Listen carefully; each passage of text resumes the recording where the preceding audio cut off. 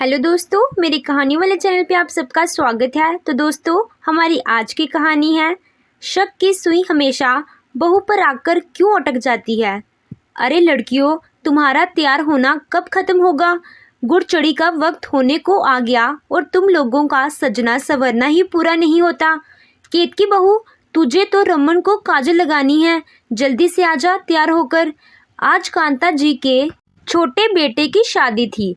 कांता जी अपने घर की बहू बेटियों को आवाज लगा रही थी, जो खुद भी आज दुल्हन से कम नजर नहीं आना चाहती थी।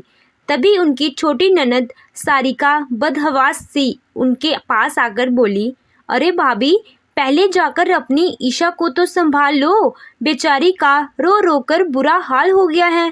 क्यों जीजी, क्या हुआ? ऐसा कांता जी ने घबराते हुए पूछा। भाभी, बेचारी का चंद्रहार पता नहीं किसने चुरा लिया। अभी नई नई शादी हुई है बेचारी की, ससुराल वालों से क्या कहेगी, और ससुराल वाले भी पता नहीं क्या सोचेंगे हमारे बारे में। हाय हाय, हमारे तो नाक ही कट जाएगी। बाई की शादी में आई है और इतना बड़ा नुकसान हो गया। ननद की बातें सुनकर कांता जी हैरान थी, लेकिन उन्हें भी बेटी का सम्मान खो जाने की चिंता होने लगी। वो तेज कदमों से चलती हुई उस कमरे की तरफ बढ़ी जहां उनकी दोनों बेटियां और तीनों नंदे तैयार हो रही थी। पीछे पीछे उनकी छोटी ननद आ रही थी। सामने उनकी छोटी बेटी ईशा आंखें सुजाई बैठी थी। माँ को देखते ही फिर से फट पड़ी। माँ देखो ना, मेरा चंद्रहार नहीं मिल रहा। मैं तो बाई की शादी में पहनने के लिए बड़ी मुश्किल से सासू माँ की तिजोरी से निकलवा कर लाई थी। सासू माँ तो बार बार यहाँ लाने से मना भी कर रही थी। अब क्या कहूँगी सबसे वहाँ जाकर। कांता जी बेटी की बात सुनकर हैरान थी, लेकिन फिर भी ईशा को सहारा देते हुए बोली, अरे बेटा, ध्यान से देख, यही कहीं होगा। घर से चीज़ भला कहाँ जाएगी। तेरी अटैची अच्छे से देख ले एक बार फिर से। माँ, मैंने सब कुछ देख लिया, कहीं नहीं है, सूखते हुए ईशा बोली। हाँ भाभी, बेचारी 1 घंटे से ढूंढ रही है, पता नहीं किसकी नीयत डोल गई। मुझे तो पता है, यदि मायके में कोई चीज़ खो जाए तो ससुराल में कितने उल्हाने सुनने पड़ते हैं। तुम्हें तो याद ही होगा जब एक बार मेरी अंगूठी यहाँ खो गई थी। कांता जी की मझली ननद मुंह बनाते हुए बोली। ननद की बात सुनकर कांता जी का मन कसैला हो गया।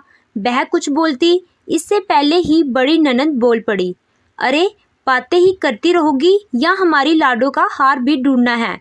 ईशा बिटिया, तू जाकर केत की बहू से पूछ। हम सब घर की बिटियां हैं, एक वही है जो पराई घर की है। बड़ी ननद की बात सुनकर कांता जी से रहा नहीं गया और वह बोल पड़ी, नहीं जीजी, मेरी बहू से कुछ पूछने की ज़रूरत नहीं है। वह बहू है, कोई चोर नहीं कि घर में कुछ भी नुकसान हो या कोई सामान गुम हो जाए तो शक की सुई हमेशा बहू पर आकर क्यों अटक जाती है। नंदों को अगर भाभी पर इतना ही शक रहता है तो अपना कीमती सामान लेकर मायके आने की कोई ज़रूरत नहीं है। लेकिन भाभी, हार तो गुम हुआ है ना। तुम्हें क्या लगता है हमने अपनी भतीजी का हार चुराया है? बड़ी ननद मुंह बनाते हुए बोली। जीजी, मैंने नहीं कहा कि हार आपने या किसी और ने चुराया है। और हाँ मंजली जीजी, आप जो अभी बता रही थी ना कि आपकी अंगूठी यहाँ खो गई थी, तो आपको यह भी याद होगा कि उसके खोने का सीधा इल्ज़ाम आपने और माँ जी ने मुझ पर लगाया था। लेकिन बाद में वह अंगूठी आपको बाथरूम में मिली थी, जो आपने ही नहाते वक्त निकाल कर रख दी थी। और हाँ बड़ी जीजी, जो आपको याद होगा जब आप अपनी बनारसी साड़ी धोबी को इस्त्री करने के लिए देकर भूल गई थी और उस साड़ी को ढूंढने के लिए आपने मेरी अलमारी और संदूक सब कुछ खंगाल लिया था। मेरे बार बार मना करने पर भी कि मुझे कुछ नहीं पता, मैंने नहीं लिया, आप लोगों को मुझ पर विश्वास नहीं हुआ। ऐसी ही पता नहीं कितनी बातें इस घर में हुई थी, जिसका सारा इल्ज़ाम मुझ पर लगा दिया जाता था और झूठा साबित होने पर भी किसी को कोई शर्म या पछतावा नहीं होता था, क्योंकि मैं तो बहू थी जो पराए घर से आई थी। किसी को तो शायद अंदाजा भी नहीं होगा कि मेरे दिल पर क्या बीती थी। जिस घर को मैं अपना समझकर सब कुछ छोड़कर यहाँ आई थी, उस घर में ही खुद को सबसे पराया समझने लगी थी, जिसे बिना किसी गलती के हर बार चोर, लापरवाह और ना जाने क्या क्या साबित कर दिया जाता था।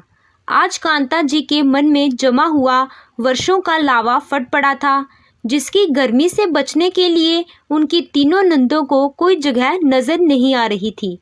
थोड़ी देर सांस लेने के बाद कांता जी फिर बोली, खैर मेरे साथ जो हुआ सो हुआ, लेकिन मैं अपनी बहू को कभी कटघरे में खड़ा होने नहीं दूंगी। यह घर मेरी बहू का भी है और अपने ही घर में मैं उसे चोर नहीं कह सकती। मैं अपनी बहू को अच्छे से जानती हूँ कि वह कैसी है। अरे उससे तो अपने खुद के गहने भी नहीं संभलते, वो भी उसने मेरी अलमारी में ही रखे हुए हैं। वो क्या किसी और के गहने पर नज़र डालेगी? और हाँ जी, जब हम बहू से ये उम्मीद करते हैं कि वह घर को और हमें अपना समझे, तो हम बहू को पराई क्यों समझे? सारी नंदे और कांता जी की दोनों बेटियां चुपचाप कांता जी का मुंह ताक रही थी।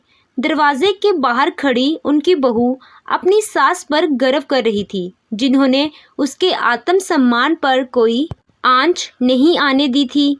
ये सब बातें चल ही रही थी कि तभी ईशा का पति विनोद कमरे में आया और ईशा को एक पैकेट पकड़ाते हुए बोला, ईशा ये लो तुम्हारा चंद्रहार।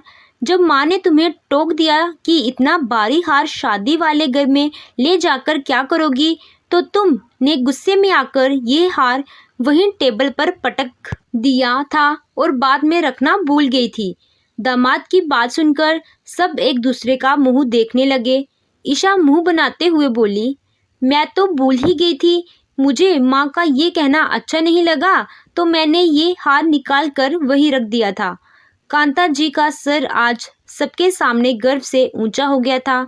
उनका विश्वास आजीवित किया था और उनकी नंदों को अपने किए का शायद कुछ तो अंदाज़ा आज हो गया था। उन्होंने चुपचाप खिसकने में ही अपनी भलाई समझी। उन्हें समझ में आ गया था कि अपने समय में उन्हें जो करना था वो कर लिया, लेकिन भाभी पर इल्ज़ाम लगाने की ये परंपरा आगे इस घर में नहीं चलने वाली। इतनी देर होते देख कांता जी के पति भी वहां आ गए और कांता जी को ताना देते हुए बोले, तुम औरतों को तैयार होने में पता नहीं इतना वक्त क्यों लगता है? अरे शादी तो दूल्हा दुल्हन की होने वाली है, तुम लोग को कौन देखेगा? अब चलो जल्दी, नहीं तो तुम्हारे बिना ही हम बारात लेकर निकल जाएंगे। तब फटाफट अपना अपना सामान समेटकर सब शादी में शरीक होने के लिए निकल पड़े। तो दोस्तों, आपको ये कहानी कैसी लगी? कहानी अच्छी लगी हो तो वीडियो को लाइक कीजिएगा, चैनल पे नए हो तो चैनल को सब्सक्राइब कीजिएगा। Thank you.